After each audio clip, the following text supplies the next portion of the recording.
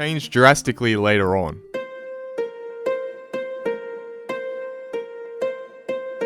Plants vs Zombies 2 released in 2013, and Snow Pea was one of the returning plants from the first game. However, Snow Pea was introduced as a premium plant that you could only unlock by buying it with real-world money. This was an incredibly controversial component of the shift of the franchise from traditional PC gaming to free-to-play mobile gaming. If you want to hear a more in-depth discussion about that, go watch my video on Torchwood, since all of those points apply here, so I'm not going to repeat myself for everyone who's already watched that video.